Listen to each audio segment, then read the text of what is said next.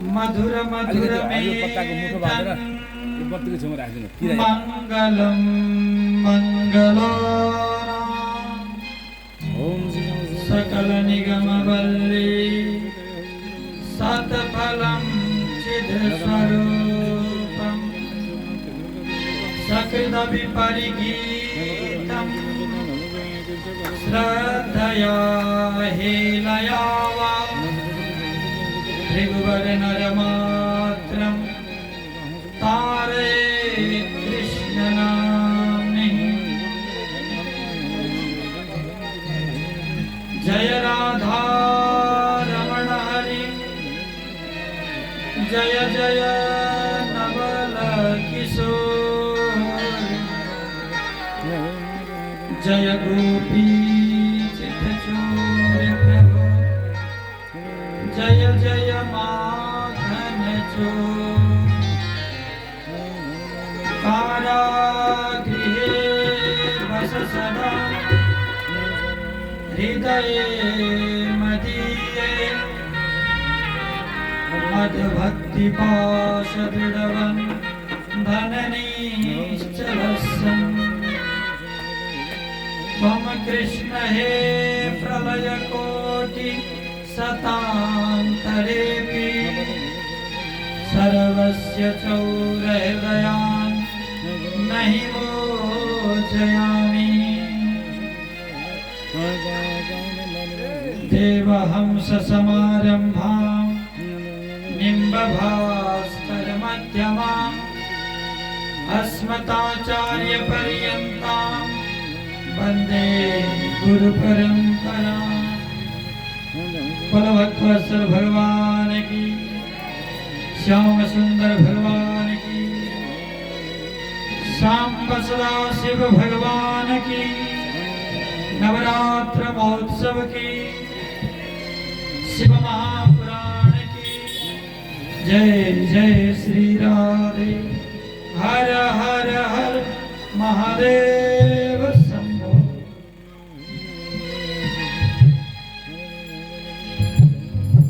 अकारण करुणा वरुणालय भक्तवांछा कल्पतरु तड़ित पीतांबर बिंबित नंद नंदन यशोदा नंदन वृषभानु नंदनी राधा रानी के प्राण वल्लभ सर्वगत सर्वभूत सर्वात्मा श्री राधा कृष्ण के दिव्यमान चरण कमलों में अपने पांच भौतिक देह को आहुति देते हुए भगवान सांब सदाशिव के प्रत्यक्ष वांग में प्रतिरूप श्री शिव महापुराण को नमन। इस मंडप में आवाहित स्थापित वंदित पूजित सकल देवी देवताओं को नमन। इस स्थान के स्थानीय देवी देवता नदी नद दृश्य अदृश्य आध्यात्मिक शक्तियों को नमन। गणपति के रूप में विराजमान शंभुदेव गुरु, उपव्यास के रूप में ललिता शरण जी, सभी विप्रबंधुओं को नमन। इस यज्ञ के संकल्प करता श्री श्री 1008 श्री प्रेमकांत महाराज, आप श्री का जो कर्म है, आप श्री का जो भाव है बहुत ही सराहनीय है। आपने सामाजिक कार्यों को भी किया और धार्मिक कार्य भी निरंतर कर रहे। साधुवाद श्री प्रेमकांत महाराज जी, उनके पुत्र वधू, अच्छा लक्ष्मीकांत लक्ष्मीनाथ महाराज यहीं पर है, नाम दिख रहा है लक्ष्मीनाथ योगी जी महाराज। हमारे मुझे बहुत आशीर्वाद देते थे प्रेमकांत महाराज, मुझे वही महाराज जी की याद आ गया। ऐसे ही शरीर से थोड़े दूर हट रही थी। लक्ष्मीकांत महाराज और उनके पुत्र पुत्रवधू जितने भी परिवार हैं और उनके संघ संस्था से जुड़े हुए सभी श्रद्धालुओं को साधुवाद। शिव महापुराण श्रवण के लिए पदार्पण जो यहाँ पर आए हुए जितने भी श्रद्धालु हैं सभी को राधे राधे, ओम नमः शिवाय। हमारे संगीतकार मित्रों को सम्मान एवं प्राविधिक मित्र को भी सम्मान। तो सज्जनों, हिंदी भाषा में इस नेपाल की धरा आज सरलाही जिला का बर्थ हुआ। एक हिंदी भाषा में हम आप लोगों को कथा श्रवण करा रहे हैं। महाराज जी का इच्छा था जो यहाँ कथा करने आएंगे वो हिंदी भाषा में बोले तो अच्छा रहेगा। हिंदी भाषा में हमें कहा गया था, इसीलिए आज तक मैं हिंदी भाषा में ही बोल के आया हूँ। 14-15 साल से धाम वृंदावन में, बनारस में, हरिद्वार में हम रहे, तो हिंदी में ही हमारा अध्ययन हुआ।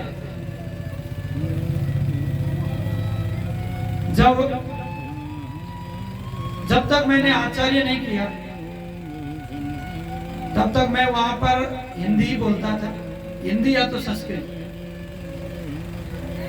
तो संस्कृत भाषा, हिंदी भाषा, नेपाली भाषा, मैं तीनों भाषा बोल लेता हूँ।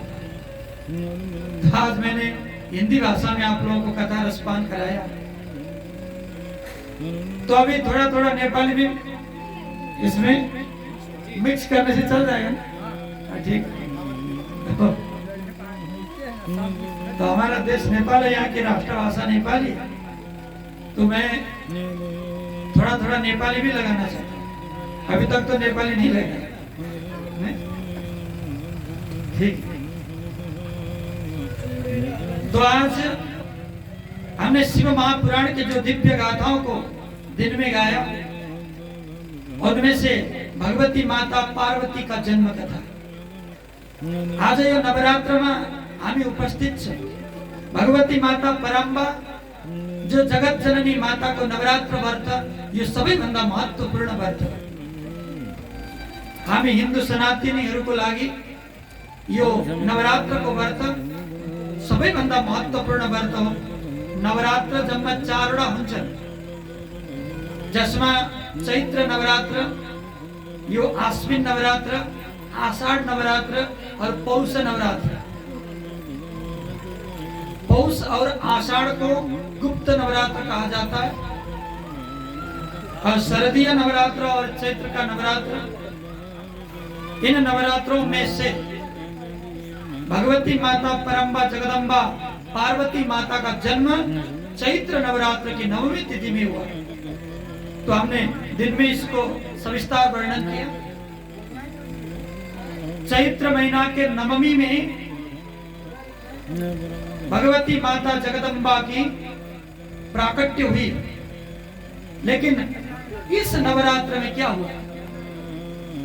देखो, नवरात्र में हम लोग व्रत करते हैं और आज आश्विन नवरात्र को सबसे ज्यादा मनाया जाता है। लेकिन देवी माता का जन्म तो चैत्र नवरात्र में हुआ था, तो आश्विन नवरात्र में इतना बड़ा अनुष्ठान क्यों? क्योंकि सज्जनों, आश्विन नवरात्र देवी देवताओं का उपास्य नवरात्र है। और जब दुर्गा माता प्रकट हुई, देवी भागवत आप श्रवण करेंगे तो भगवती माता परम्बा जगदम्बिका माता राधा से रास मंडप में एक देवी प्रकट होती है और वो देवी एक दुर्ग नाम के दैत्य को मार जाती है। जो दुर्ग दैत्य को कोई भी मार नहीं सकता था, ऐसा दुर्ग नाम का दैत्य को उन्होंने समन किया, समाप्त किया। इसीलिए उनका नाम पड़ गया दुर्गा।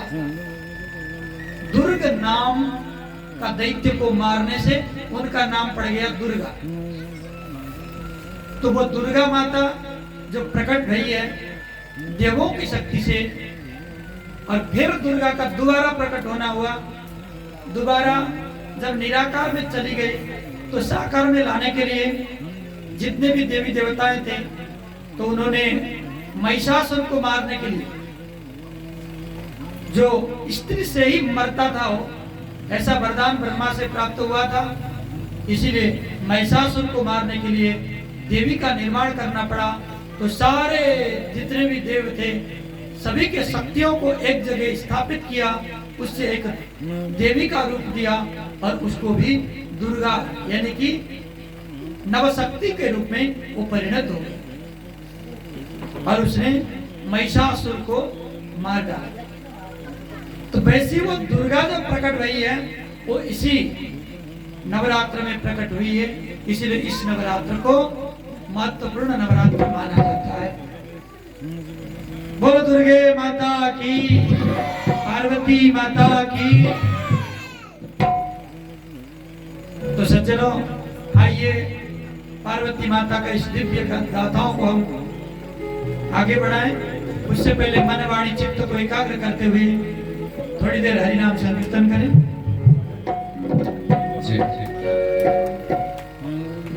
श्री कृष्ण गोविंद हरे मुरारी, हे नाथ नारायण वासुदेव।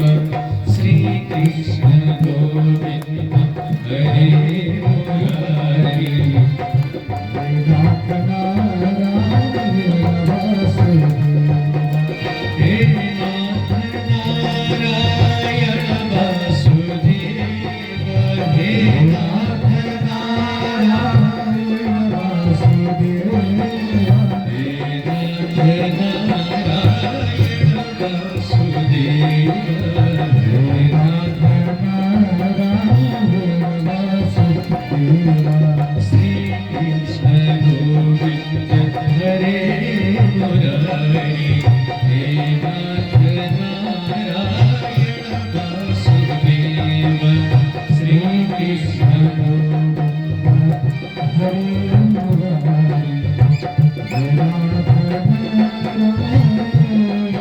वासुदेव, हे नाथ नारायण वासुदेव, हे नाथ नारायण वासुदेव, हे नाथ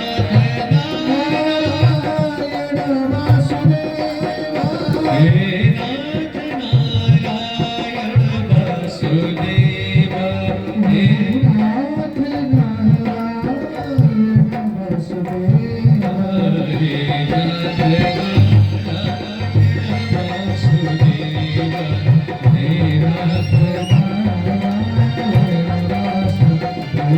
अच्युतं केशवं कृष्ण दामोदरं, अच्युतं केशवं कृष्ण दामोदरं, रामनारायणं जानकी वल्लभं, रामनारायणं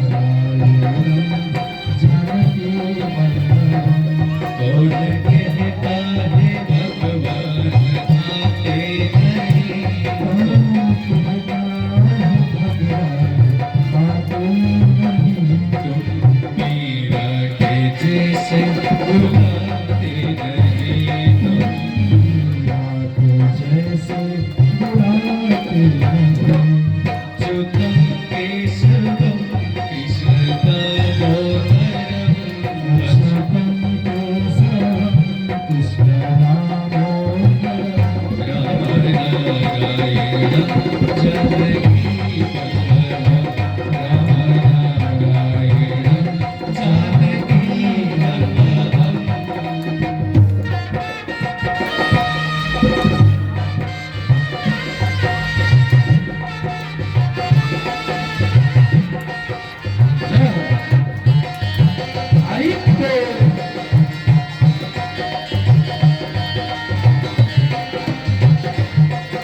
प्रेम से सब लोग गाइए कीर्तन को। कौन कहता है भगवान नाचते नहीं, कौन कहता है भगवान नाचते कहता है भगवान नाचते नहीं।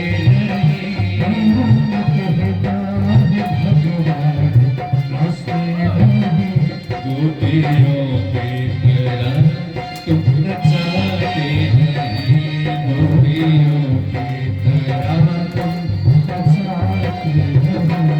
अच्युतम केशवम कृष्ण दामोदरम, अच्युतम केशवम कृष्ण दामोदरम,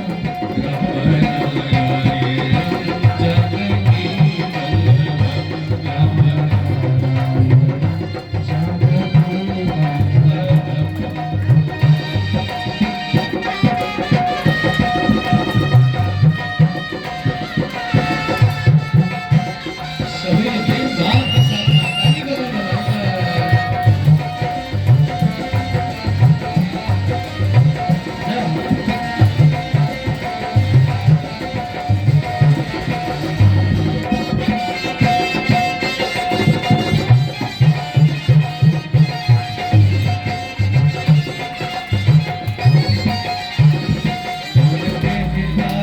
बजाना। भगवान जाते नहीं, कौन कहता है भगवान आते नहीं, कौन कहता है भगवान जाते नहीं, कौन कहता है भगवान आते नहीं। देश बड़ी धीरे से हिलाते नहीं, देश बड़ी धीरे से हिलाते नहीं। अच्युतम केशवम कृष्ण दामोदरम, अच्युतम केशवम कृष्ण दामोदरम, राम नारायण जानकी वल्लभम, राम नारायण जानकी वल्लभम, अच्युतम केशवम कृष्ण दामोदरम, अच्युतम केशवम कृष्ण दामोदरम, राम नारायण जानकी वल्लभम, राम नारायण जानकी वल्लभम, राम नारायण जानकी वल्लभम, राम नारायण जानकी वल्लभम, राम नारायण जानकी वल्लभम, जानकी वल्लभम, जानकी वल्लभम। भक्तवत्सल भगवान की जाते ति कन्या महती ही चिंता, कस्मै प्रदीयते महावितर्क। आदरणीय सज्जनहरू, यदि घरमा छोरी जन्मिन् भने सबैलाई पहिले त्यही टेन्सन हुन्छ। के हुन्छ? जाते ति कन्या महती ही चिंता। कन्या पैदा होते ही माँ बाप को चिंता प्रारंभ हो जाता है। क्या? कस्मै प्रदीयते। जब यो कन्या ठुली हुन्छन् अनि कसलाई दिउँला? जसलाई म दिन्छु यो कन्या, उसले सुखीसँग राख्छ कि राख्दैन? खुसीसँग राख्छ कि राख्दैन? ल, कहीं सासू ससुरा को खरा हुने हो कि कहीं पति नहीं चाहिए बाटा में लड़ने खालको होने होगी। बड़ा गड़बड़। जाते ति कन्या महती ही चिंता। कन्या पैदा होते ही माँ बाप को चिंता शुरू हो जाता है। तो हिमालय को भी ऐसा ही हुआ। उनको भी मन में बहुत सारी चिंताएं आने लगी। ज्योतिषियों को बुलाया। देखो, पहले पहले जब बच्चे पैदा होते थे तो ज्योतिषियों को पहले ही बुलाया जाता था।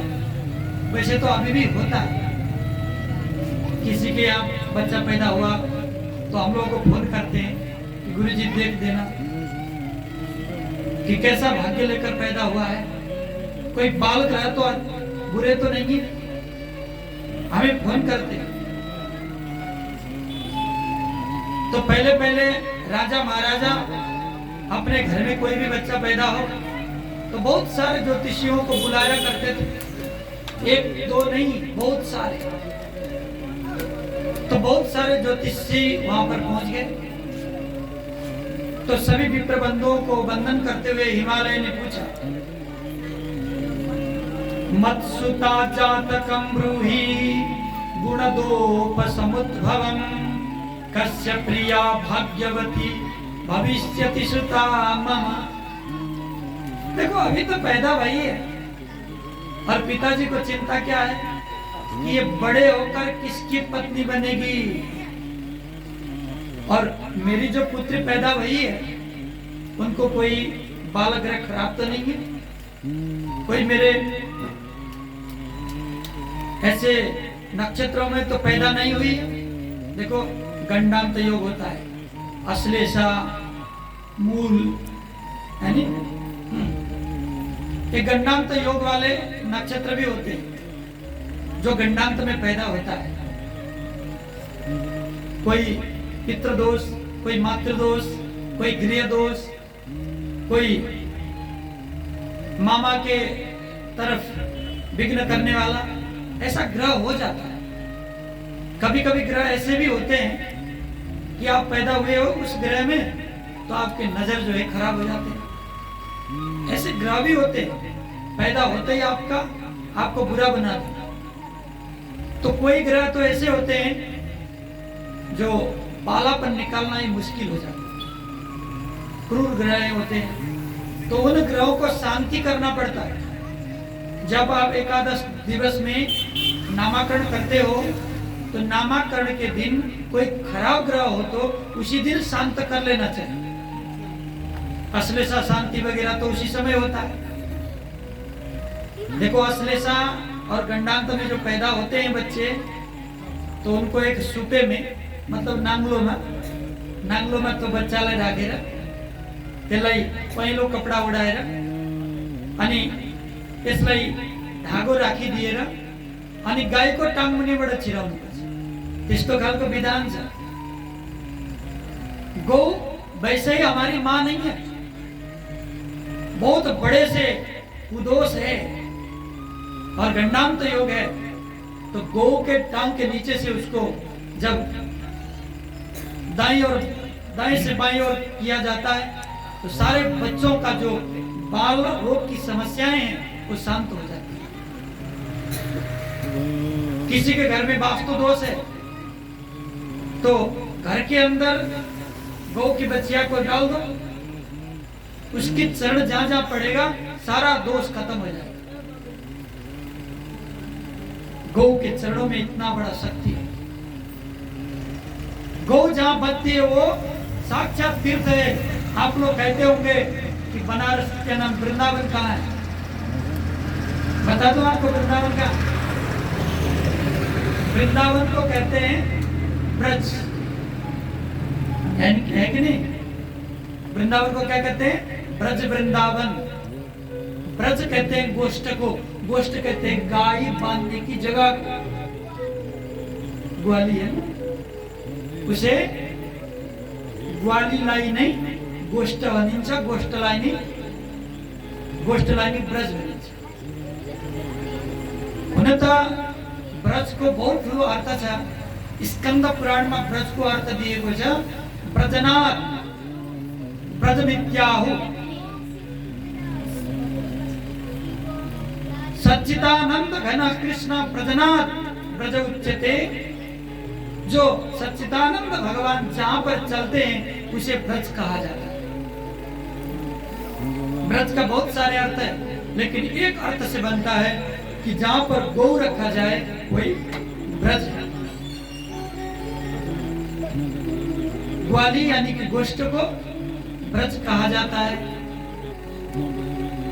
तो कन्हैया भी उसी गौ के सेवक गोपाल बनकर इस धरती में आए और हम लोगों को गौ की सेवा करने के लिए उत्प्रेरित करके यहाँ से चले गए। गौ मानव की प्राण है। गौ नहीं है तो मानव जी नहीं सकेगा।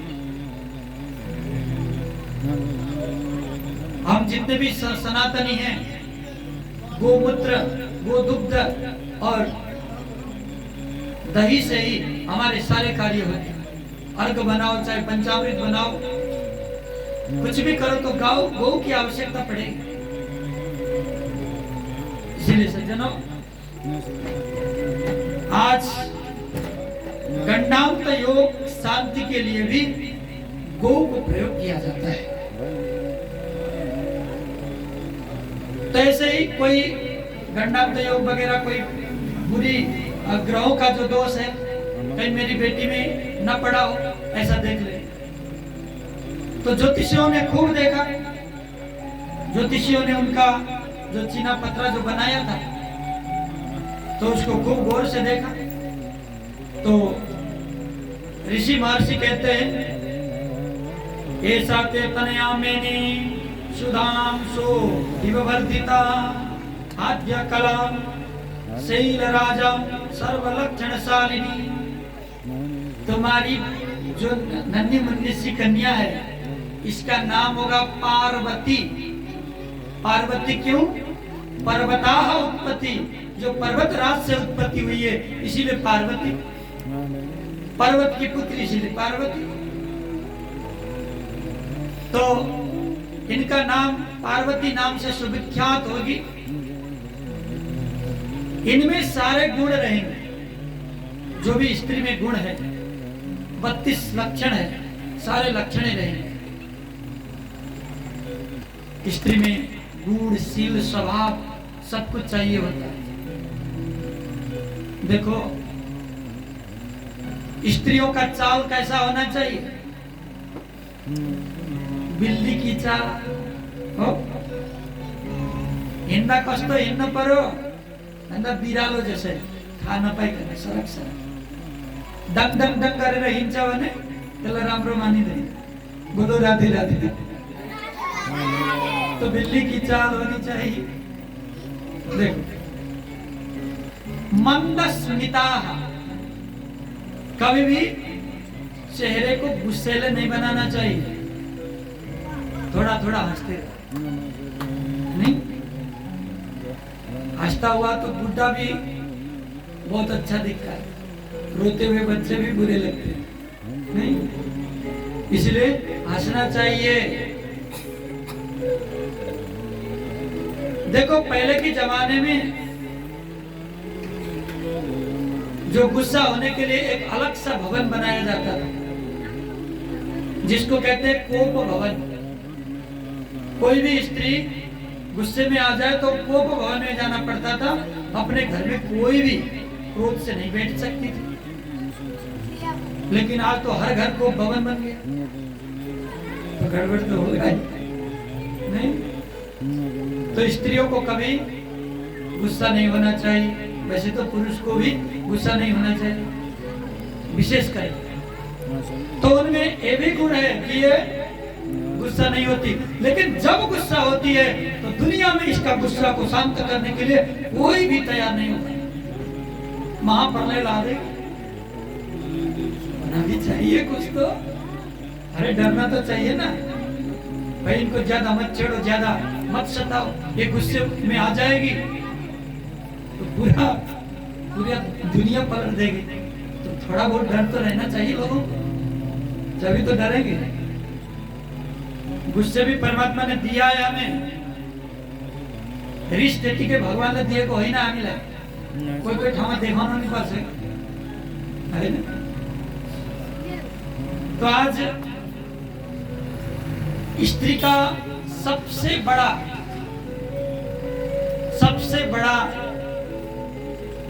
जो गुण है, लक्षण है, उनकी श्रृंगार है तो लज्जा है।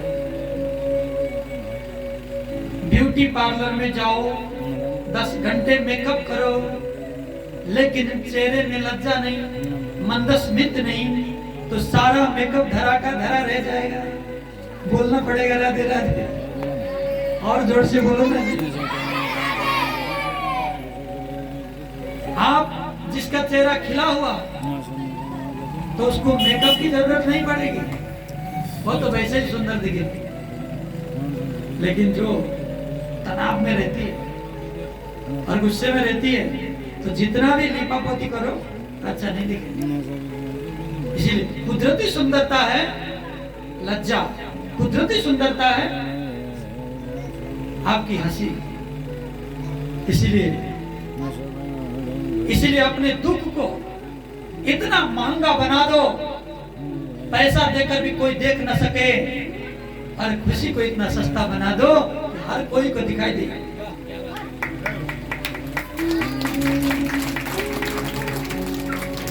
अपने जीवन को जीने की कला सीखो,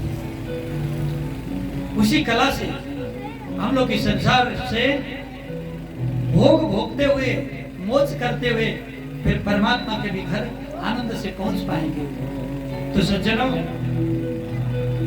इन देवी में सब कुछ गुण विद्यमान है। और सुलक्षणानि सर्वाणि तत्सुता च करे गिरि। अरे गिरिराज, लेकिन एक बात की कमी है। अरे जल्दी बताओ माया, क्या बात की कमी है? तो नारद जी भी बैठे थे। नारद जी ने बोले मैं बताता हूँ, कहीं आपको बुरा तो नहीं लगेगा?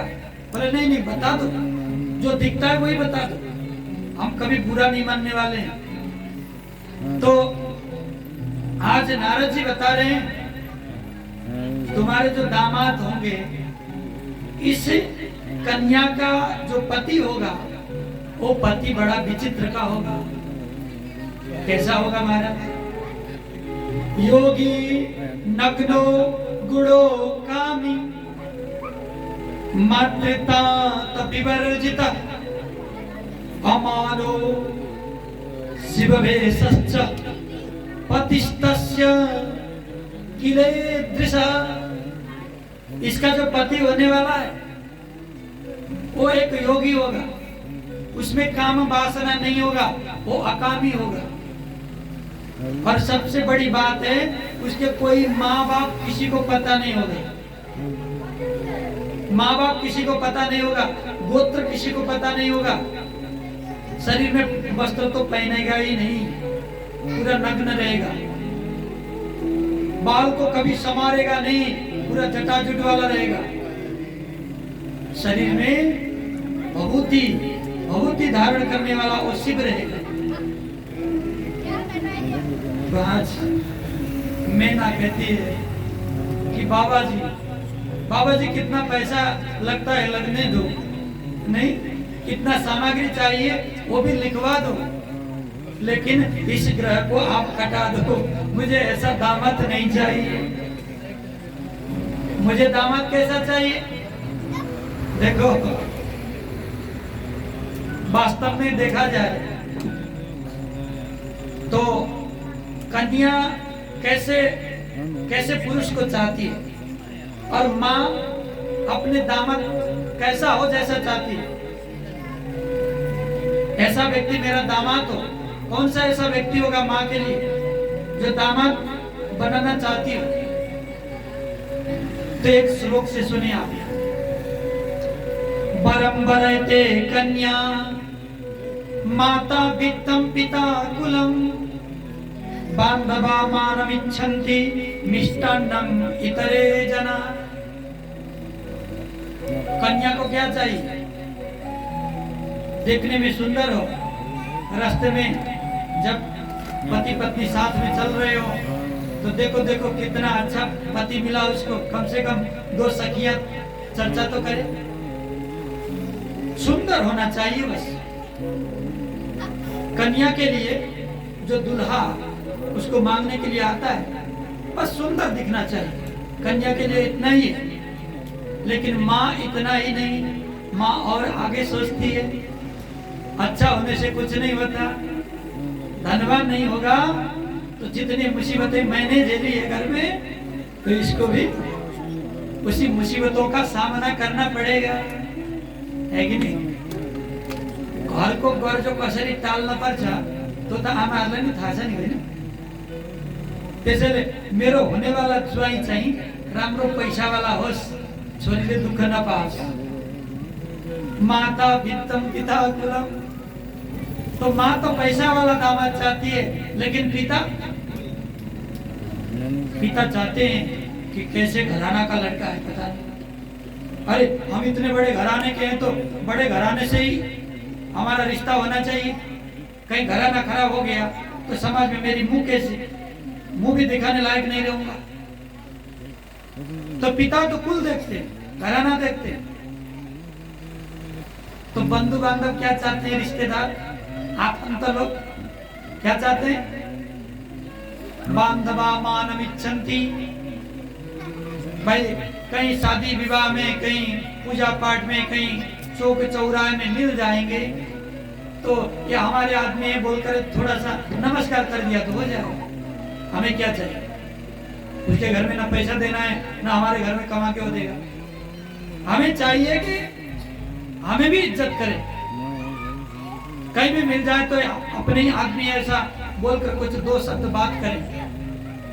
देखो अभी तो आप निर्धन हो, धन नहीं है, तो लोग अपने रिश्तेदार परिचय देने पर भी हिचकिचाते हैं, घबरा जाते हैं।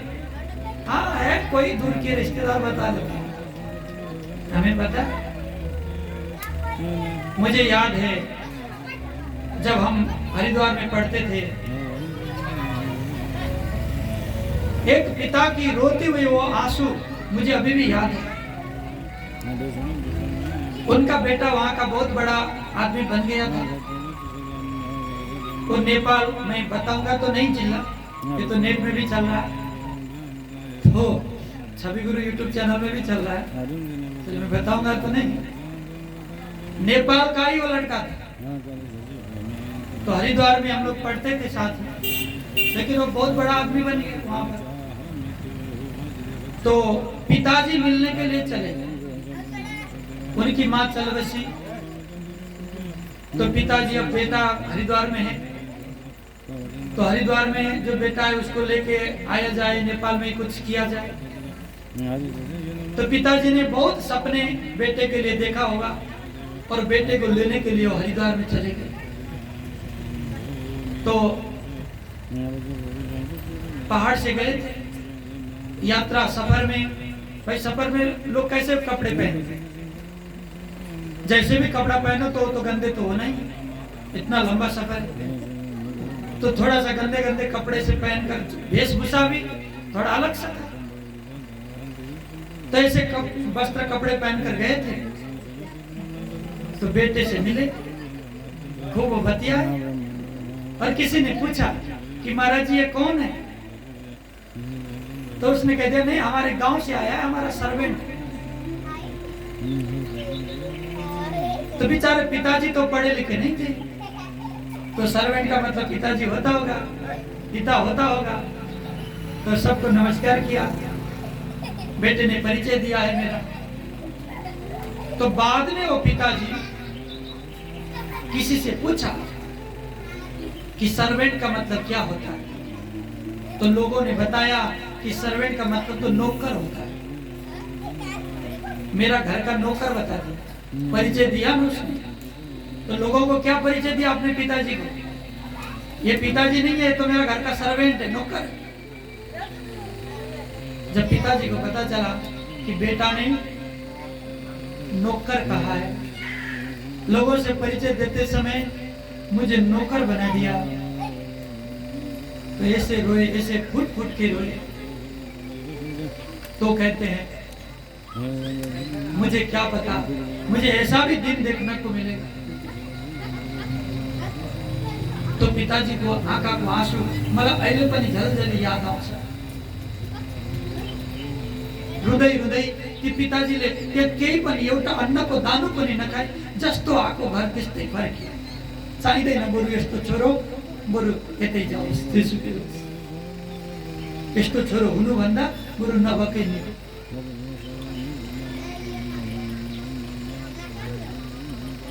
माँ बाप ने जब हमें पैदा किया, एक बार तो सोचो कितने तकलीफ उठाई होगी उस माता ने, जिसने 9 महीने तक हमें अपने उदर में रखा।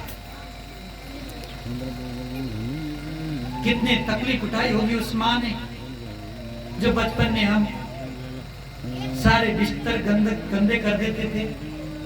कितने शरारती, पता नहीं रोग, दवाइयां, डॉक्टर, बताओ कितनी परेशानियों से आज हमने माँ बाप को गुजारा है, कितना कष्ट दिया हमने। लेकिन बड़े होने के बाद लोग सब भूल जाते हैं, सब भूल जाते हैं। ऐसे लगता है कि वो आकाश से टपका हुआ है वैसे। तो सज्जनों, कुछ भी माँ बाप को कभी नहीं भूलना चाहिए। हमें तो प्रहलाद जी से सीखना चाहिए। आप लोगों ने सुना होगा प्रहलाद जी का चरित्र। अपने पिता ने प्रहलाद जी को खौलते हुए तेल में डाला, हाथियों से मारने का कुचक्र किया, पर्वतों से गिराया, विषैले सर्पों के कमरे में बंद कर दिया, जलती हुई अग्नि में डाला। लेकिन जब नरसिंह भगवान ने प्रहलाद जी को बचाया और नरसिंह भगवान ने हिरण्यकश्यपु को मारा और प्रहलाद जी से कहते हैं कि प्रहलाद, तेरी तपस्या से, तेरी भक्ति से मैं प्रसन्न हूं, तू वरदान तो मांग। प्रहलाद ने क्या कहा पता है? प्रभु, मेरे पिता ने जीवन भर आपका विरोध किया, बहुत कुकर्म किया, बहुत अपराध किया, लेकिन मैं उसी का बेटा हूं।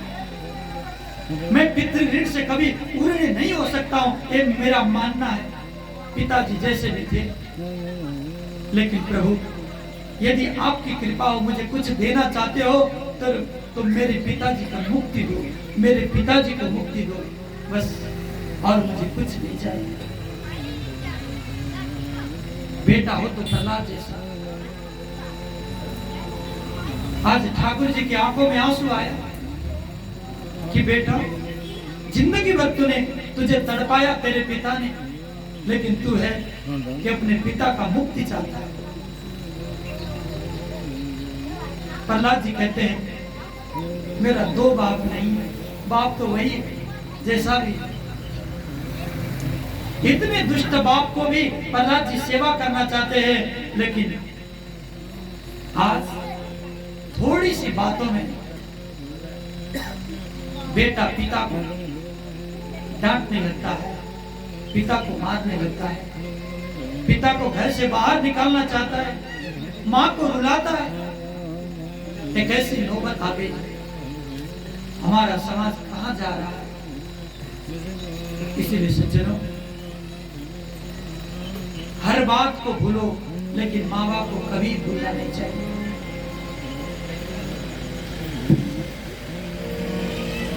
दुनिया में कुन चीज हो,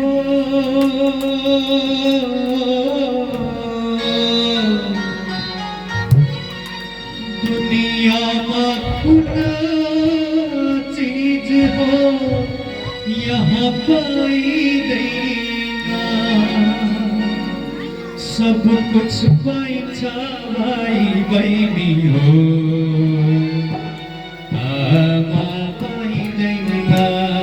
सब कुछ पाई छाई बनी हो, पाई देगा, ए मेरी आमा, ए मेरी आमा।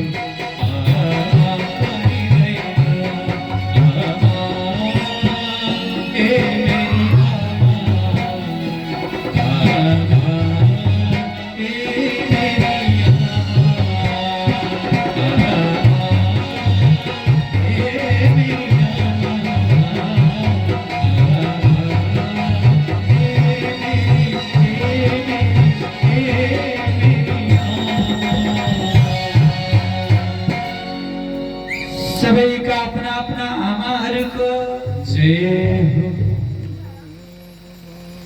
सज्जनों, लेकिन माँ कहती है नारद जी, अरे गुरुदेव, आपके पास तो बहुत बड़े मंत्र तंत्र यंत्र होंगे, तो कम से कम ऐसे योगी के साथ हमारी बेटी का शादी ना हो, वो तो दुख भोगेगी। साधुओं को तो क्या है, कभी कहाँ चले गए, कभी कहाँ चले गए। मेरे जो दामाद हैं वो पैसे वाले होना चाहिए, बहुत बड़े सुंदर होना चाहिए और बहुत प्रेम करने वाले चाहिए, जिन्होंने कामनाओं को, वासनाओं को त्याग दिया है। ऐसा पति बेटी को मिलेगा तो बेटी को बहुत दुख होगा। कमुपायम मने कुर्यात् मति दुख महुत इति। तो कोई उपाय तो होगा, उपाय करो। कितना अनुष्ठान में कितना खर्चा आएगा, सब कुछ हम कर लेंगे, मैनेज कर लेंगे, प्रभु का दिया सब कुछ है। लेकिन नारद जी कहते हैं, आपने स्नेहपूर्वक जो बेटी के ऊपर कहा है वो युक्ति युक्त है, लेकिन याद करना, कर रेखा ब्रह्म लिपिर न वैसाओ भवती ध्रुवम। जो ब्रह्म ने तुम्हारी बेटी के हाथ में लिख दिया है, वो साक्षात ब्रह्म भी आ जाए, विधाता भी आ जाए, उसको नहीं मिटा सकता। कुदरत के खेल को तो देखो, माँ के गर्भ में जो रेखा हाथ में बन गया है, उसको कोई नहीं टाल सकता। आप माँ के उदर में होते हो तो मुट्ठी बंद होता है, हाथ तो बंद होता है। तो हाथ बंद होता है तो पैदा होते ही जब आपके हाथ को खोल दिया जाता है तो वहां पर रेखाएं बनती है। तो रेखाओं का अर्थ होता है, जो रेखाएं हैं वही जीवन भर आपको फल देती रहेगी। तो रेखाएं बनती कैसे? आपने पूर्व जन्म में कैसा कर्म किया है, उसी के आधार पर रेखाएं बना करती है। मैं हस्तरेखा के बारे में थोड़ी सी बात कहूंगा, इतनी सी थोड़ी सी। देखो, कितनों को तो विश्वास होगा पूर्व जन्म और पुनर्जन्म के बारे में, तो कितनों को तो विश्वास नहीं होगा।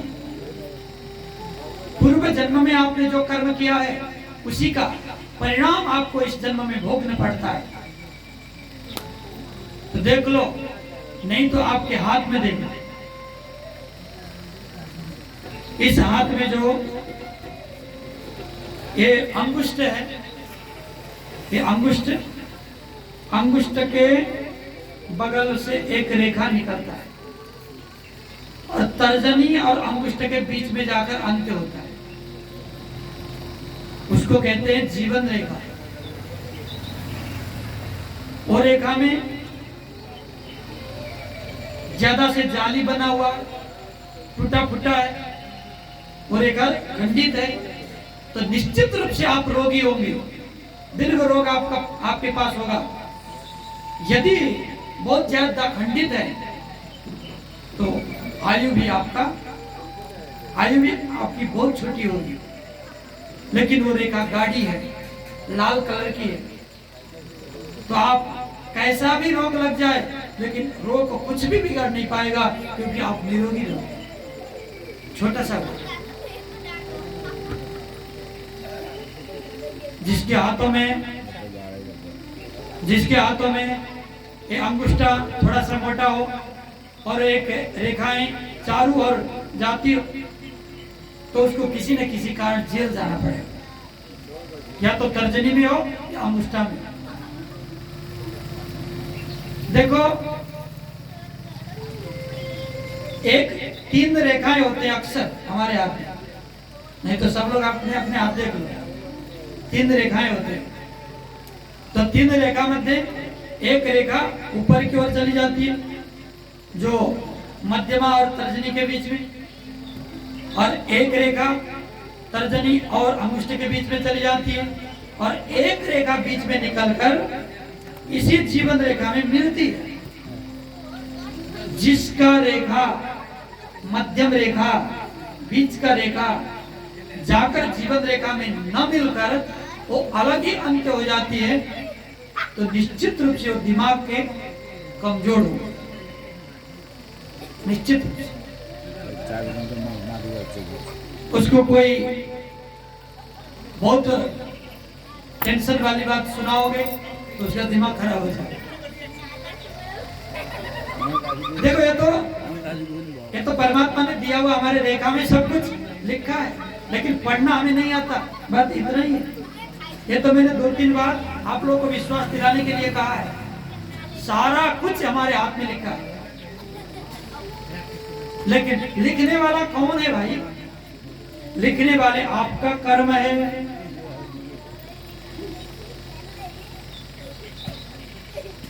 आपका कर्म है लिखने। तो जो जैसा कराई सो तसा फल चाह,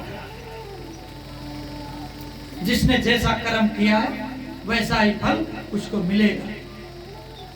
तो इस रेखाओं को बदलने के लिए क्या करना पड़ेगा? अच्छे कर्म करो, बुरे कर्मों को त्यागो, ध्यान करो परमात्मा से अपना नाता जोड़ लो। संसार की नाता को धीरे धीरे तोड़ते जाओ, परमात्मा से नाता जोड़ते रहो। इसी तरह सत्कर्म करने पर, ज्यादा से ज्यादा भजन करने पर, ज्यादा से ज्यादा परमात्मा से संबंध रखने पर आपके भाग्य रेखा भी बदला जा सकता है। हाथ को रेखा बदलिनु छ भने कर्मलाई बदलिनुहोस्। बोल गोविंद भगवान को। तो सज्जनों, पार्वती माता के विषय में नारद जी ने कहा, तस्मात् शिवाय कन्याम स्वम शिवाम देहि विवेकतः। आपको ऐसा ही पुरुष से शादी कराना ही पड़ेगा शिवा को, क्योंकि उसके कर्म में जो लिख कर आया है वो कभी मिट नहीं सकता। मैं ना बहुत परेशान हो गई। वो विष्णु भक्त थी, भगवान विष्णु की भक्ति करती रही कि कभी भी मेरी जो बेटी बड़ी होगी तो इसे कोई ऐसा अद्भुत पुरुष से शादी ना हो, ऐसा नग्न पुरुष से शादी ना हो, यही बात वो सोचती रहती। जब बचपना गौरी का बीत रहा था तो खेलना भी शिवलिंग के साथ, उठना बैठना भगवान के साथ। देखो जो बच्चे होते हैं ना, छोटे से ही पता चल जाता है बच्चा बाद में क्या करने वाला है, उसके लक्षणों से, उसके हाव भावों से। जो बच्चे महापुरुष होते हैं वो बचपन से ही विलक्षण प्रतिभा उनमें होता ही। जो हाथ को फैलाकर सोता है वो साहसी होता है। देखो छोटे बच्चों की बात, हाथ को सुकड़ कर सोता है तो थोड़ा सा डरपोक होगा। बहुत सारी बातें होती हैं बच्चों के विषय में। तो ये जो छोटी बच्ची है तब भी भगवान के साथ खेलना, भगवान के साथ उठना बैठना और शिवलिंग बनाकर उन्हीं को पूजा करना, जंगलों में जाकर तपस्या करते रहना, ऐसे योग ध्यान करते रहना, उनकी बचपना ऐसे ही बीतती चली गई। बाद में क्या बनना है आपको तो पहले ही पता चल जाता नहीं। डॉक्टर बनने वाले बच्चे वो सुई सूची ज्यादा ढूंढते रहते हैं। जो बच्चे साहित्यकार बनना हो वो कुछ न कुछ इसी तरह की बातें बोलते रहते हैं। तो बचपन से ही उनमें कुछ न कुछ कलाएं आ जाती है। लेकिन जो बच्चों का दिमाग को परख सकता है, जान सकता है, वही वो बच्चे का भविष्य जान सकता है। या तो उसकी जन्म कुंडली बताएगी तो उसको क्या बनना है। तो सज्जनों, गौरी धीरे धीरे बड़ी होती चली गई। देखो आप ज्योतिषी जितने भी नाम रख दे बच्चों का, लेकिन माँ जो पुकारती है वो अलग ही नाम हुआ करे, है कि नहीं? माँ तो अलग ही नाम से बुलाती है। तो इनका नाम था गौरी, माँ ने रख दिया। क्यों? कि बहुत गोरी थी। शंकर भगवान भी कर्पूर गौरम, कपूर जैसे गोरे थे, तो उनकी पत्नियां तो भी गोरी होना चाहिए। देखो बनाने वाले ने ऊपर ही बनाकर जोड़ी भेजता है, बस फॉर्मेलिटी पूरा करनी होती है हमारी। कभी चिंता मत करना मेरा पति कैसा होगा, मेरी पत्नी कैसी होगी। जिसने बनाया है उसी को पता है तुम्हारे लिए कौन बनाया, इसीलिए ज्यादा चिंता नहीं लेना चाहिए। जिसने बनाया उसने बहुत सोच समझ कर बनाया। जिसने इस संसार को बनाया, हमें बनाया, तो वो उसने भी कुछ करने के लिए बनाया होगा। तो हम लोग फालतू में दिमाग लगाते रहते हैं। आज गोरी को कर्पूर गौरम वाले से शादी करने के लिए बनाया है परमात्मा ने, तो वो भी गोरी है, इसलिए उसका नाम गौरी रख दिया। गौरी नामना कन्या तुक्या मित्येसा च गमिष्यति। इसका नाम कन्या भी होगा, कन्या कुमारी। कन्या कुमारी क्यों होगा? क्योंकि इसको भोग विषय में उतना चाह नहीं रहेगा, इसलिए सदा कन्या ही रहेगा। इसका नाम कन्या कुमारी रहेगा। इसका नाम सती होगा। सती क्यों? सत्य व्रत में रहेगी इसलिए सती होगी। चंडी होगी। चंडी क्यों? जब इनको क्रोध आएगा प्रचंड रूप धारण करेगी, इसीलिए इसका नाम चंडी होगी। उमा गौरी सती चंडी, ऐसा नाम इसका विख्यात होगा। ज्योतिषियों ने बता दिया। उसी तरह गौरी नाना प्रकार के कर्म करने लगी और धीरे धीरे बढ़ने लगी। मनिवाक्यम न बुद्ध्यम में सम्यक नारी स्वभावत विवाहं गुरु कन्याया सुंदरेण वरेण। जब धीरे धीरे बढ़ती चली गई तो एक दिन पार्वती की माँ मैना अपने पति से कहती है, अरे सुनते हो? अरे बोलो तभी तो सुने। नहीं, ए गौरी का पिता सुन्नुहुन्छ? अरे कहीं भना नहीं को सुन्ने होता होइन, हेर्नु न गौरी त ठुली भइसक्यो, त्यो त म पनि देख्दैछु, बड़ी हो गई तो अरे एक अच्छा सा बढ़िया सा ढंग का लड़का ढूंढ कर शादी क्यों न कर देते? कहीं वो नारद जी ने बोला हुआ ऐसा अद्भुत योगी आएगा तो साधु से शादी करेंगे, साधु सन्यासी से शादी करेंगे क्या? फिर हमारा क्या होगा? तो साधु सन्यासी आने से पहले इसको कोई अच्छा सा लड़का ढूंढकर शादी कर दी, यही अच्छा रहेगा। साधुओं से बहुत डर है, नहीं? पहले पहले के माता पिता बोलते रहे कि बेटा गीता मत पढ़, नहीं तो साधु बन जाएगा। अरे बदमाश नहीं बनना चाहिए, चोर डाकू कुटिल नहीं बनना चाहिए, साधु बनता है तो बनने दो ना, वो तो अच्छी बात है। साधुओं से डर क्यों? लेकिन हम तक साधु से डर जाते हैं, बेटा साधु बनेगा फिर क्या होगा? तब तो अच्छा होगा, आपके सारे कुलों को उद्धार होगा। जिसके घर में साधु पैदा होगा तो 21 कुल उसका सारे ब्रह्मलोक पहुंच जाएंगे। तो कोई ना कोई तो साधु बनना चाहिए। वैसे सभी लोगों को साधु बनना चाहिए। साधु का मतलब जानते हो? हम लोग तो साधु का मतलब घर बार त्यागना ही समझते हैं, लेकिन ऐसी बात नहीं है। साधु का मतलब क्या होता है?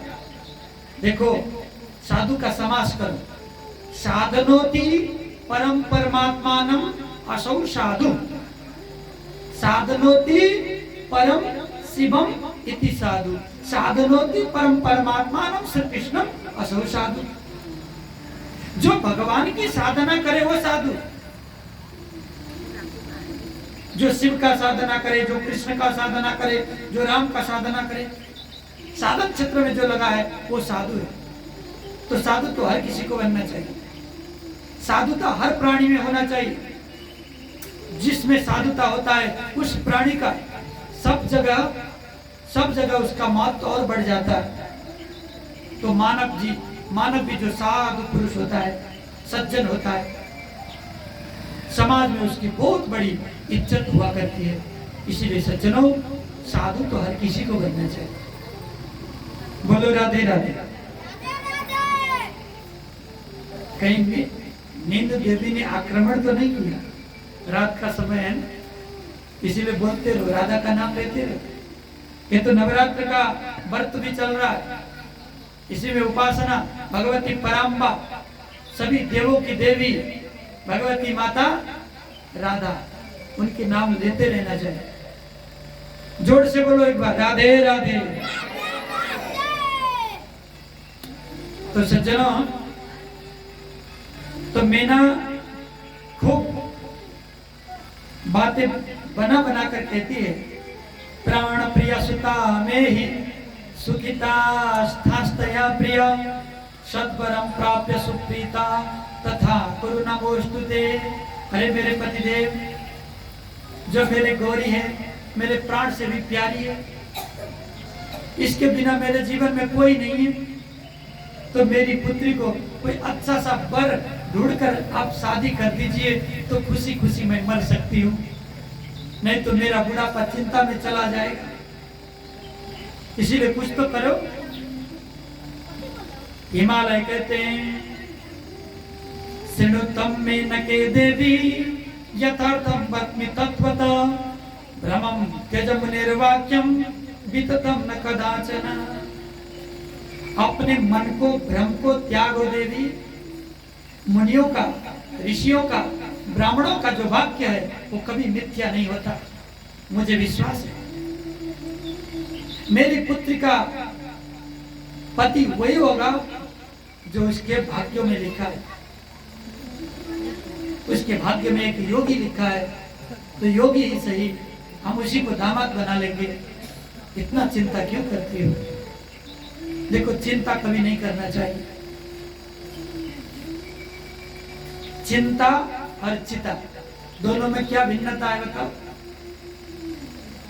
चिंता चिता समाख्याता बिंदु मात्र विशेषता, सजीवम दहते चिंता निर्जीवम दहते चिता। बहुत बड़ी बात है। चिंता और चिता में बिंदु मात्र फर्क है। चिंता के जो बीच वाला आदि ना है उसको निकाल दो तो चिता हो गया, है कि नहीं? चिंता और चिता में फर्क क्या है? चिता मरा हुआ पार्थिव शरीर यानी कि लाशों को डराता है, जलाता है। चिंता जिंदे आदमी को जला देता है। देखो, चिंता जिंदों को जलाता है और चिता मुर्दों को जलाता है, इसीलिए चिंता और चिता समान है। तो सज्जनों, कभी भी हमें चिंता नहीं करना चाहिए। जो चिंता करता है वो जल जाता है, वो निकम्मा हो जाता है। कुछ करने के लिए आए हैं ना जी धरती में, है कि नहीं? बोलो, धरती में क्या करने के लिए आया है? हम लोग क्यों ना आए? यो धरती में हम मरने को लागे वही ना के करना आए हूं। यो धरती में हम तरने को लागे आए, मरने को लागे वही के गरने को लागे आए। तो कुछ किया नहीं, तरने का कर्म किया नहीं, लेकिन मरने की बात आप पहुंच गए। जो ज्यादा चिंता करता है वो जल्दी मर जाता है। कोई ना कोई रोग तो उसे पकड़ेगा। रोग तो यमराज का भाई है। तो यमराज का भाई आपके घर में आ जाएगा तो जल्दी यमराज के पास पहुंच जाओगे। इसीलिए चिंता नहीं करना चाहिए। सारे चिंताएं भगवान के ऊपर छोड़ दो और उसी ब्रह्म के चिंतन करते रहो। तुम्हारे चिंता तो खुद ब्रह्मा करेंगे, खुद विष्णु करेंगे, खुद शिव जी करेंगे, भोले बाबा करेंगे। यही बात समझा रहे हैं मैना को। देवी, तुम चिंता छोड़ दो। अपनी बेटी का जो चिंता है उसी का पति करेंगे, छोड़ दो।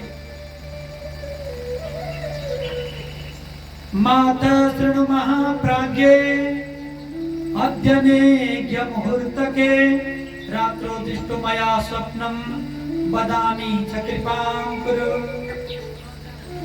पार्वती दौड़ते हुए आई, उछल कूद करते हुए, खेलती हुई, हंसती हुई पार्वती आती है और माँ की गोद में बैठती है। माँ माँ, अरे क्या हुआ बेटी? मैंने रात को एक सपना देखा है, क्या आपसे कहूं? अनुमति है तो मैं आपसे कहूं? बेटी बोल, तूने क्या सपना देखा? पार्वती कहती है, माँ, एक बहुत बड़ा योगी, इतना लंबा लंबा जटाएं, देखो लंबी लंबी जटाएं, उनकी भुजाएं भी लंबी, घुटने से नीचे की ओर जा रही थी, हाथ, और उसके गले में एक नागराज बैठे थे और उनके जो चेहरे में ऐसे राखों का त्रिपुंड लगा रखा था। ऐसे देदीप्यमान तेज वाले एक महापुरुष हमें लेने आ रहे थे। इतना अच्छा सपना देखा कि माँ मुझे रह नहीं गया, इसीलिए दौड़ती हुई चली आई और आपसे मैं कहने लगी, माँ कितना अच्छा सपना है, ऐसा साधु किसी को मिल जाए कितना बड़ा भागा होगा। माँ रोने लगी, जिस बात को मुझे तेरी बचपन से खाई जा रही थी, आज तूने वही सपना देखा। अरे देवी, लोग कहते तो हैं होनहार को कोई नहीं टाल सकता, जो हो है हो जो राम रचि राखा, जो जस करहि सो तस फल चाखा। राम सिया राम जय जय राम, राम सिया राम जय जय राम। भवन अमंगलहारी प्रभु सुदशरथ अजिर बिहारी, राम सिया राम जय जय राम, राम सिया राम जय जय राम।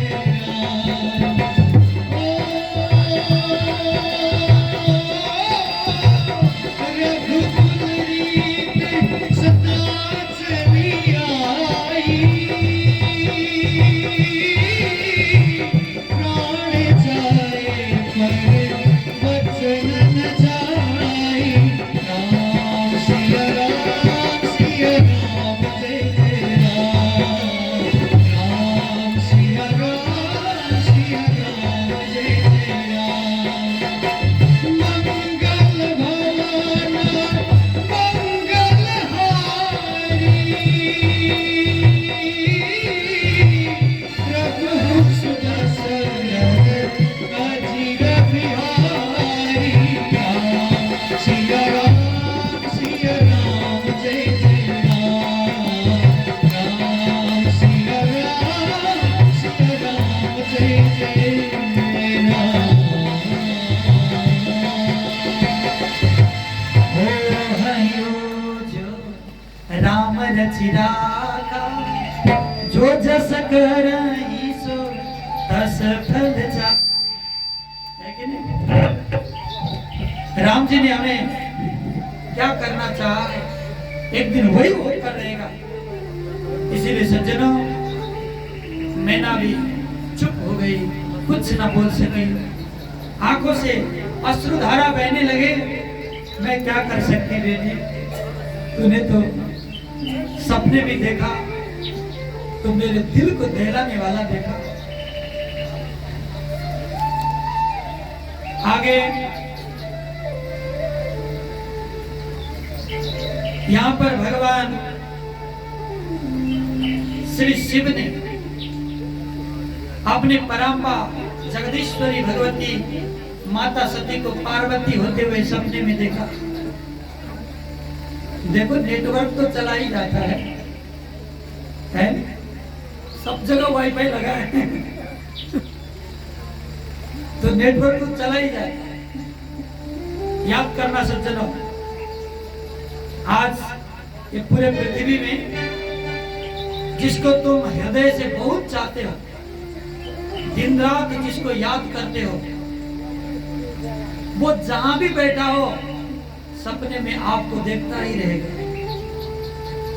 ये सत्य बात है, आज के वैज्ञानिक युग में भी प्रमाणित बात है।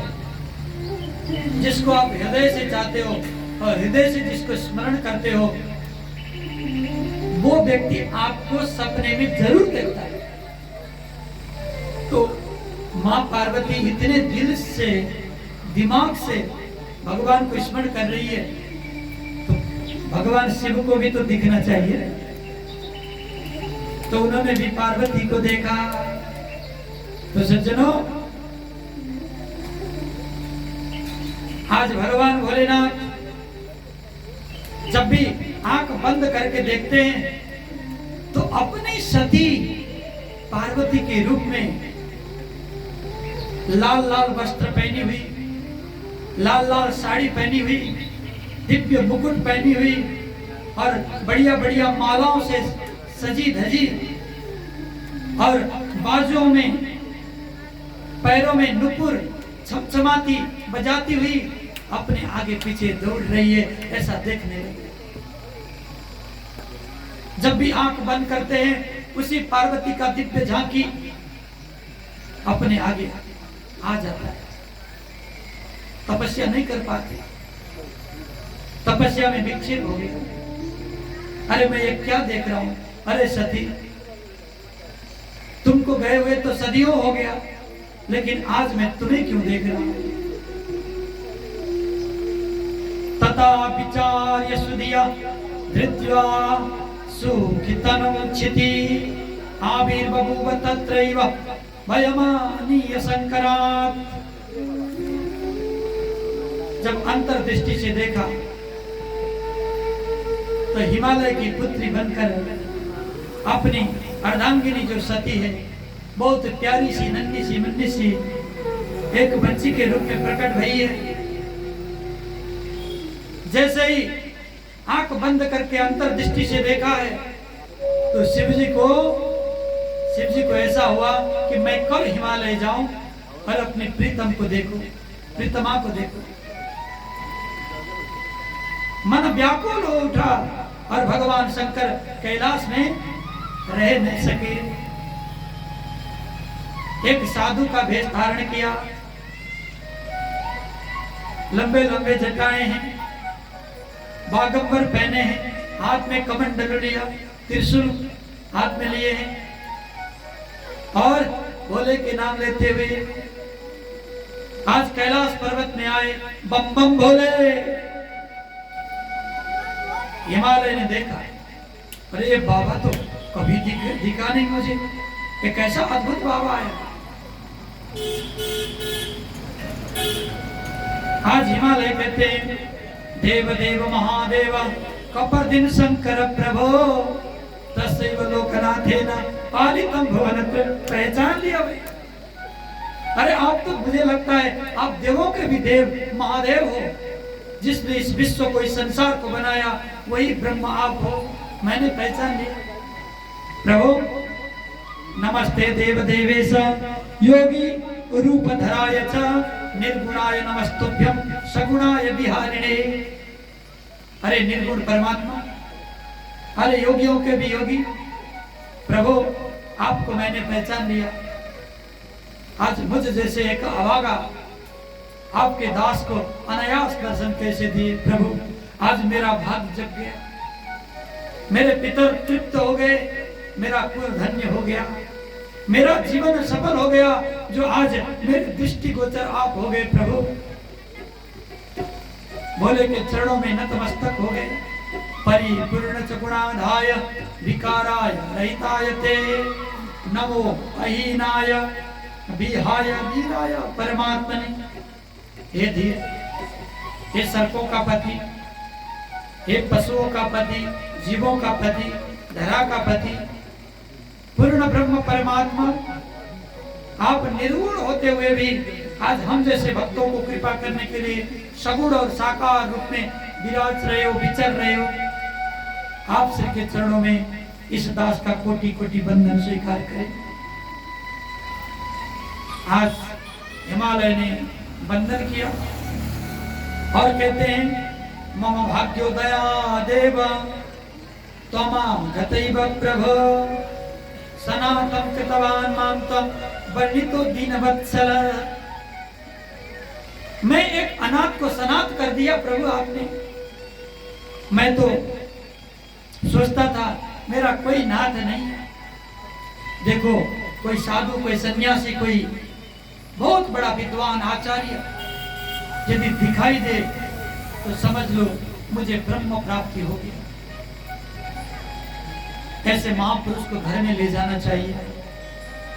घर के दहली को उनके पैर से स्पर्श करा देना चाहिए। तो सज्जनों, महत जो महत है, महापुरुष है, और महत संगस्तु दुर्लभो अगम्यो अमोघश्च। नारद भक्ति सूत्र में लिखा है, क्या लिखा है? महापुरुषहरू को संगत, महापुरुषहरू को दर्शन दुर्लभ हो, दुर्लभ छ, अगम्यो भेटिहाले पनि चिन्न गाह्रो छ, अमोघश्च। यदि महापुरुषलाई चिनेर उनको चरणमा गइयो भने अमोघश्च, फेरि संसारमा पुनरावृत्ति हुँदैन। बोलो राधे राधे। इसीलिए महापुरुष का जो दर्शन है बहुत बहुत ही साधना और पुण्य से ही प्राप्त होगा। तो सज्जनों, आज महापुरुष का दर्शन हिमालय को प्राप्त हुआ। और अपने आप को खुशहाल और भाग्यमान बताने लगे। महेश्वर कहते हैं तब पृष्ठे तपस्तप तुम रहस्य महमागता तथा न कोपि निकटम समायात तथा कुरु। अरे महाराज, मैं जब कैलाश में रहता हूं, पता नहीं मुझे क्या हो गया, जब भी आंख बंद करता हूं, बता तो नहीं सकता मैं क्या देखता हूं, लेकिन मेरा तपस्या भंग हो गया। मैं कैलाश में रहकर कुछ भी नहीं कर सकता। इसलिए हिमालय महाराज आप अपने गोद में स्थान दें। आपका कोई गुफा कंदरा कोई बचा हो तो मुझे उस स्थान प्रदान करो। मैं वहां बैठकर एकांत का उपवास करना चाहता हूँ, एकांत में रहना चाहता हूँ, ध्यान धारण में समाधि में बैठना चाहता हूँ। हिमालय कहते हैं प्रभु, 3 त्रिलोक 14 भुवन ये सभी आप ही का तो है, ये पूरा ब्रह्मांड आप ही का बनाया हुआ है। अरे मैं तो आपने नियुक्त किया हुआ एक छोटा सा चौकीदार। देखो हम लोग कोई भी मालिक नहीं है, याद करना सज्जन। किसी को भी भ्रम हो सकता है कि मैं तो मालिक, मेरा घर है, मेरे स्त्री, मेरा पुत्र, लेकिन यहाँ मेरा कुछ भी नहीं है कि नहीं। यदि मेरा होता तो मेरी अनुकूल का होता, क्यों प्रतिकूल हो जाता। सबसे बड़ी बात, मेरा मेरा कहकर आपने जिस शरीर में नाता जोड़ा है वो शरीर भी तुम्हारा नहीं है, वो भी किसी का है। हमें बैठने के लिए बास दिया है, ये तो वासस्थान है, दूसरों की संपत्ति है, मेरा नहीं है। जब उसको चाहिए वो ले जाएगा। जिसको मेरा मेरा कहकर जिस शरीर में आप रहते हो वो भी तुम्हारा नहीं। यदि तुम्हारा होता तो मैं 100 साल तक जीऊंगा, मैं 200 साल तक जीऊंगा, मैं 150 साल तक जीऊंगा, ऐसा कहकर शरीर को रख सकते थे ना अपने साथ, लेकिन रख तो नहीं सकते कोई भी। यदि तपाई को शरीर होगा नहीं, तपाईले वो शरीरलाई म निरोगी बनाउँछु, म धेरै वर्ष बाँच्छु भनेर राख्न सक्नुहुन्थ्यो नि। तर कसैले पनि शरीरलाई कन्ट्रोल गर्न सक्दैन, किनकि हाम्रो होइन, कसैले दिएको। क्यों दिया इस शरीर को? इस शरीर के अंदर बैठा हुआ जो जीवात्मा है ना, उस जीवात्मा को मुक्त बना लो। इस जीवात्मा को मुक्त बना लो इस शरीर में बैठकर। तो शरीर में आपको 10 सेवक दिए। हाथ से प्रभु की सेवा करो, कान से प्रभु की कथा सुनो, नहीं, चरणों से प्रभु के धाम जाओ, जीभ से हरि का कीर्तन करो, श्रोत्रम सुतेनैव न कुंडलेन दानेन पाणिर्न तु कंकणेन विभाति कायः खलु सज्जनानां परोपकारेण तु चंदनेन। नीति शास्त्र कहती है ये जो कान का शोभा बड़े बड़े कुंडल लगाने से नहीं होता। नहीं, आप लगाते हो, कोई बड़ा कुंडल लगाते होंगे, कोई टॉप लगाते होंगे, कोई पिंजरा वगैरह लगाते होंगे। कान की शोभा कुंडलों से नहीं, कान की शोभा तो जितने ज्यादा आप शास्त्र श्रवण करते हो उसी से आपका शोभा बढ़ेगा कान का। हाथों का शोभा चूड़ियों से नहीं, हाथों का शोभा तो दान करने से है कि नहीं। जो दानी व्यक्ति है उसे लोग क्या कहते हैं, इसकी हाथ की तो क्या बात करें, इसकी हाथ तो बड़ी सुंदर है, जिसकी ऊपर इसके हाथ की कृपा हो गई उसका जीवन संवर गया। हाथ की शोभा चूड़ियों से नहीं, ब्रासलेट से नहीं, आपकी सुबह उदान से विभाति काया कल सज्जनेन, तुम्हारी शरीर का जो सुगंध है किसी सेंट और इत्र से नहीं होता। शरीर की सुगंध फैलाना है तो सत्कर्म करो, तुम्हारी शरीर की सुगंध पूरा विश्व में फैल जाएगी। लेकिन कुछ इत्र वगैरह सेंट वगैरह लगाओगे तो वहीं आसपास के लोगों को किसी को बदबू लगे, किसी को खुशबू लगे, अलग बात। लेकिन जो सत्कर्म कर्म करने वाला है उसका सुगंध सारा संसार में फैल जाए। इसीलिए कर्म करो, विभाति काया खलु सज्जनेन परोपकारे न तु चंदनेन। परोपकार के कर्म करो, पर उपकार सम पुण्य नहीं भाई। पर उपकार समान कोई पुण्य नहीं, इसलिए उपकार करते रहो। तो सज्जनों, ये सब करने के लिए सबसे पहले तो हमें सत्संग की आवश्यकता पड़ेगी। सत्संग सुनकर जीवन को संवारा जा सकता है। यदि हमारे से ट्रैक आउट हो गया है, अनकंट्रोल हो गया है हमारा जीवन, तो सत्संग में आओ, धीरे धीरे आपका जीवन संवरने लगेगा। बिनु सत्संग विवेक न होई, बिनु सत्संग विवेक न होई। राम कृपा बिनु सुलभ न सोई। राम कृपा बिनु सुलभ न सोई।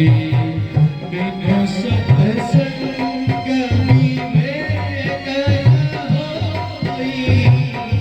बिनु सत्संग विवेक न होई। राम कृपा बिनु सुलभ न सोई। राम कृपा बिनु सुलभ न सोई। जय सिया राम, जय जय सिया राम। जय सिया राम, जय जय सिया राम। जय सिया राम, जय जय सिया राम। जय सिया राम, जय जय सिया राम। जय घनश्याम, जय जय घनश्याम। जय घनश्याम, जय जय घनश्याम। जय सिया राम, जय जय सिया राम। जय सिया राम, जय जय सिया राम। जय घनश्याम, जय जय घनश्याम। जय घनश्याम, जय जय घनश्याम। जय सिया राम, जय सिया राम। जय सिया राम, जय जय सिया राम। बोलिए सियावर रामचंद्र भगवान की। सतसंगति मंगल मूला। सतसंग सत सुधर ही सतसंगति पाए। सत आज सट सुधर ही सतसंगति पाए। सट भी सुधर सकता है यदि सत्संग उसको प्राप्त हो। इसीलिए सताम संगो ही भेषजम, ऐसा पूर्वाचार्यों ने कहा है। तो सज्जनों, आज कहते हैं तब पृष्ठे तपस्तप्तम रहस्य विहागत। बिना सूचना, बिना किसी को बताए आज तुम्हारे गोद में आया हो, मुझे स्थान दो। तो हिमालय ने खुशी खुशी उस स्थान को दे दिया। यदि हिमालय की पुत्री होगी तो यहीं कहीं होगी, खेलती हो, मुझे मिल जाएगी, मैं उसको देख लूंगा। फिर जब मैं कैलाश में रहकर बार बार सती की याद कर रहा हूं, वो याद मैं भूल जाऊंगा। अद्य प्रवृत्तिनो वातु कोपि गंगावतारणम मत्सासने नमस्तभ्यं सत्यमेतत् प्रवीम्यम्। आज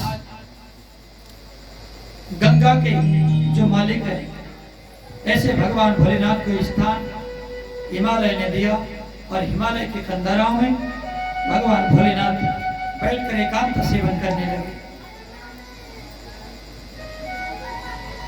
आज भगवती माता पार्वती वो तो बच्ची ही थी और उन्होंने मन में विचार किया, इतना बड़ा वन है, मैं इस वन को देखूं। अपने सखियों के साथ माता पार्वती घूमने चली गई। घूमती घूमती सा शक्ति प्रकृतिर्गेया सर्वोपामति कर्मणा तया विरच्यते सर्वं पाल्यते सा विनाश्यते। आज घूमते घूमते उस स्थान पर पहुंची जहां पर देवादिदेव महादेव तपस्या कर रहे थे। बोलो शंकर भगवान की हर हर हर हर हर हर। देवताओं ने पुष्प वृष्टि किया, सब देवता खुश हो गए। आज शिव और पार्वती का मिलन हो गया, लेकिन पार्वती को कुछ पता ही नहीं। कोई साधु बैठे तो साधुओं से मेरा मुलाकात हो गई, पहचान ना सकी, क्योंकि समय नहीं हुआ अभी पहचानने का, इसीलिए उन्होंने नहीं पहचाना। पार्वती ने जाकर साधु रूपी परमात्मा को प्रणाम किया और बगल में बैठ गई और प्रश्न करने लगी। प्रकृत्या हीनितोऽसि त्वं न जानासि निजं हर निजं जानासि चेदीश किमर्थं तप्यते तपा। अरे बाबा, जीवन इतना लंबा है, नहीं? इसे तो मौज करना चाहिए, विषयों का भोग करना चाहिए। देखो, बहुत मुश्किल से मानव का जीवन मिलता है, फिर भी आपने पेड़ों के पत्तों को खाकर, जल को खाकर, घास फूसों को खाकर अपना जीवन को पूरा गड्ढे में डाल दिया। तो बाबा, तपस्या को छोड़कर भोग भोगो। इस उम्र में तो भोग भोगने की उम्र है, क्यों करते हो तपस्या? भगवान कहते हैं, देखो, तपस्या से ही व्यक्ति को व्यक्ति बनाया जा सकता है। अभी तो तुम बेजान एक व्यक्ति हो, उसमें जान लाने के लिए तुम्हें तपस्या करना पड़ेगा। बिना दुख सुख की कभी अभी अनुभूति नहीं हो सकती। जिन माता पिताओं ने तुम्हें बढ़िया कमरे में सुलाया है, बढ़िया गद्दों में सुलाया है, सार टाइम बढ़िया सा भोजन कराया है, तो तुम क्या जानो दुख क्या होता है? सत्य बात है कि नहीं? आमा बुआले लाड प्यार गरेर राम्रो घर बनाई देखे छ, पैसा टन्न देखे छ, खर्चो बर्चो टाल देखे छ, अनि तो बच्चालाई थाहा हुन्छ दुःख भनेको के हो। यदि अपने बच्चों को मानव बनाना चाहते हो तो स्वावलंबी बनाना सीखो। खुद का कार्य खुद कराओ, ज्यादा प्रेम नहीं। लालयत पंचवर्षाणि 10 वर्षाणि ताड़े। नीति कहती है प्रेम करने का उम्र 10 साल तक है। 5 साल तक प्रेम करो, उसको डांटो नहीं। 5 साल तक उसको पीटो नहीं, खूब प्रेम करो। 5 साल के बाद 10 साल तक खूब डांटो और डांट कर उसको पढ़ाई में लगाओ, उसको सत्कर्मों में लगाओ। जो 5 साल के 10 साल तक जो बच्चा सीख लेता है वो जिंदगी भर कभी नहीं भूलता। आप लोग भी खुद याद करो, जो 5 से 10 साल तक आपने जो जो सीखा है अभी तक याद होगा। अपने माँ बापों से जो कथाएं सुनी है वो अभी तक याद होगा, लेकिन बाद में जो पढ़े हैं सब भूल गए। 7 कक्षा 8 कक्षा 9 कक्षा में के पढेको थियो अहिले सोध्दै हो भने केही जान्दैन। तर आमाको काकामा बसेर बाबाको काकामा बसेर देउती माताको कथा सुनेको अहिले पनि याद छ, हैन आमा? पक्कै पनि। इसीलिए बच्चों का जीवन संवारना है तो 5 से 10 तक उसको सही ट्रैक मिला। तो आज यहाँ पर महादेव कहते हैं, देखो आप अभी बच्ची हो, पार्वती को कहते हैं, जब तक तुम तपस्या नहीं करोगे तो तुम्हारा ये जो शरीर है इससे न दुख की अनुभूति होगी न सुख की अनुभूति होगी। हर जगह तपस्या किया जा सकता है। तपस्या का मतलब होता है जंगल में जाकर आप बैठकर तपस्या करो, यही तपस्या नहीं है। आप व्यापार में भी तपस्या करते हो, आप विद्या अर्जन में भी तपस्या करते हो, है कि नहीं? हमारे पूर्वाचार्यों ने दिव्या जलाकर हम लोगों ने पढ़ा है। जब हम लोग पढ़ते थे उस समय ऐसा बिजली लाइट नहीं, हमें केरोसिन में वो डिबिया जलाकर पढ़ना पड़ता था। बाद में लालटेन तो बाद में आया, है कि नहीं?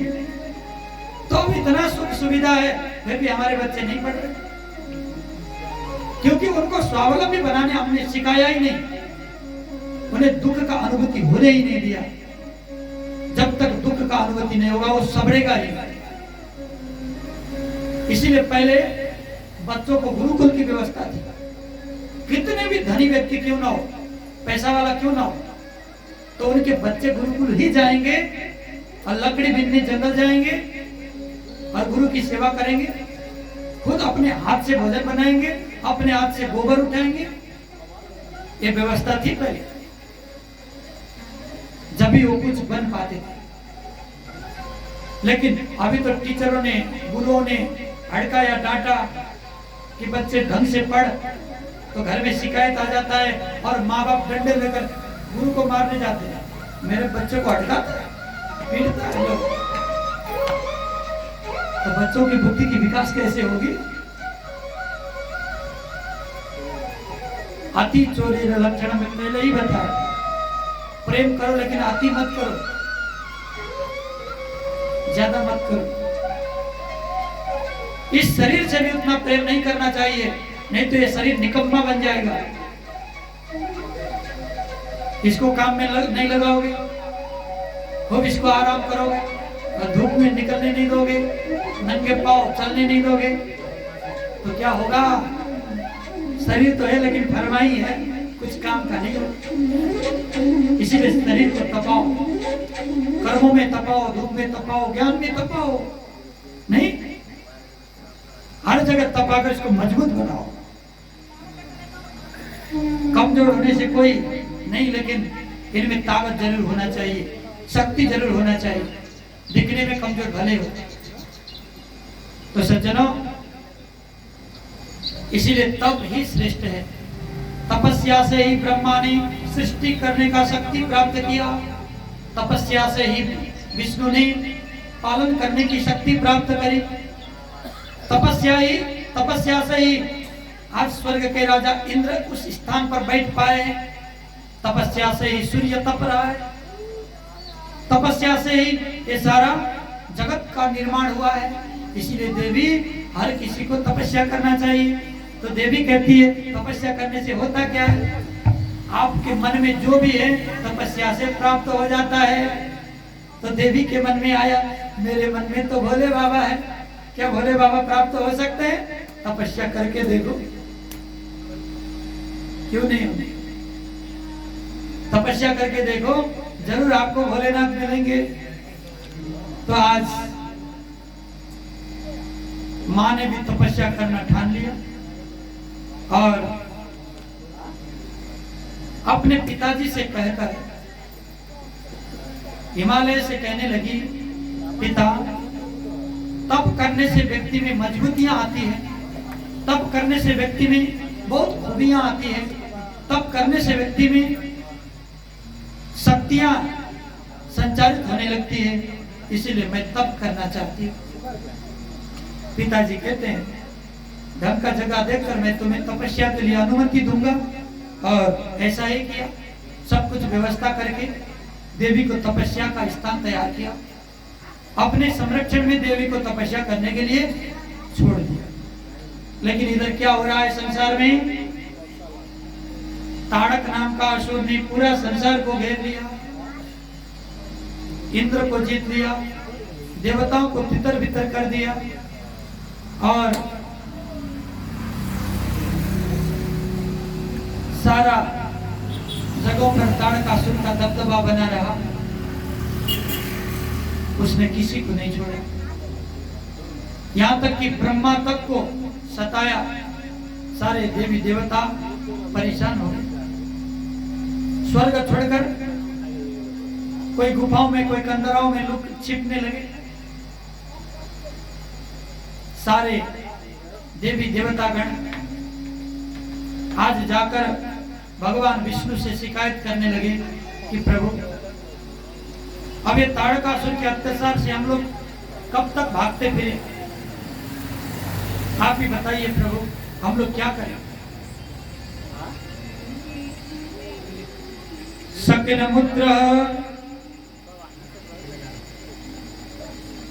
शकिलमुद्र मकासुच्च गोष्ठेरण्य भयाकुलाः ब्रह्मभू स्थिति मां पूर्णो बसवस्थितो इव।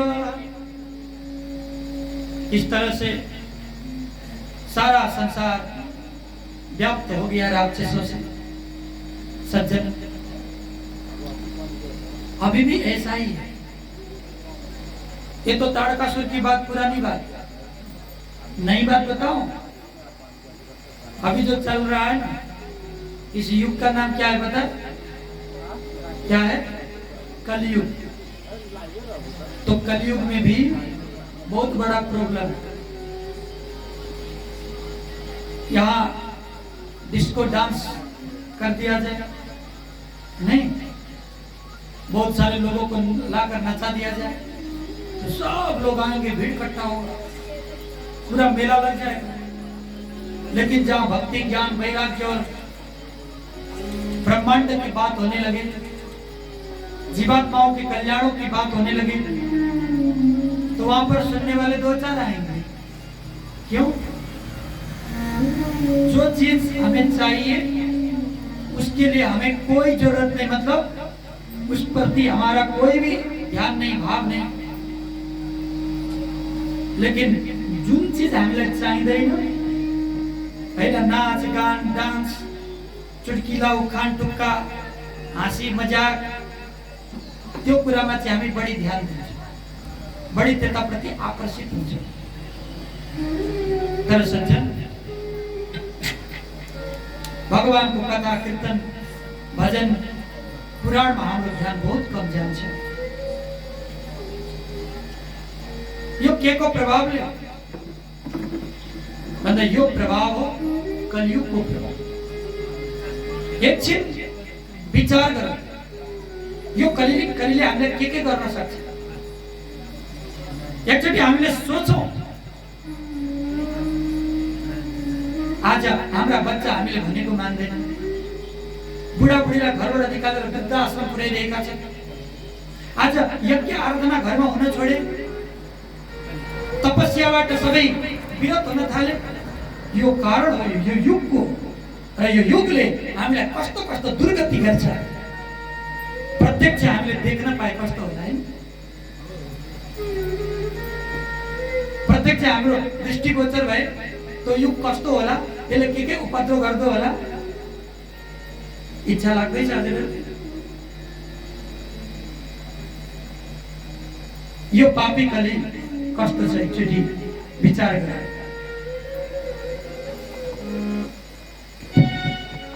कली कालही मान राखा, कली कालही मान। राम बोल्यो मैनाले तर मान्छेले बोल्दैन।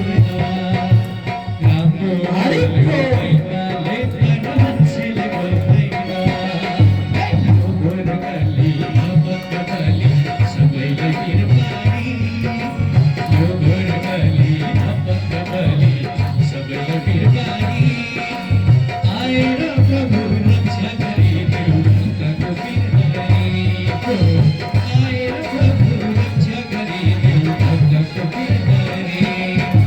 कली कालैमा राख, कली कालैमा, कली कालैमा राख, कली कालैमा। बोल्यो मैनाले तर मान्छेले बोलेन। राम बोल्यो मैनाले तर मान्छेले बोलेन। हे कली कस्तो रहेछ कालो कालो है? राम्रो कस्तो कर लाग्दो रहेछ?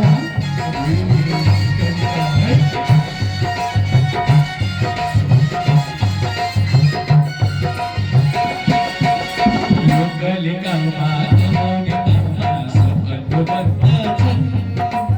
यो कलिकालमा कमाउने काममा सफलको बन्दछन्। ज्ञान भक्ति गर्ने फुर्सद छैन, केटाले लग्दछन्। हमारे साथ ये कह रहा है कि 100 साल राज करूंगा। मुझे पहचाना तूने राजा परीक्षित? क्या सोचा है तूने? अरे मैं कौन हूँ तुझे पता है? अरे तू कौन हो? बता दे, बता दे। अरे तू तो अपना आउ तो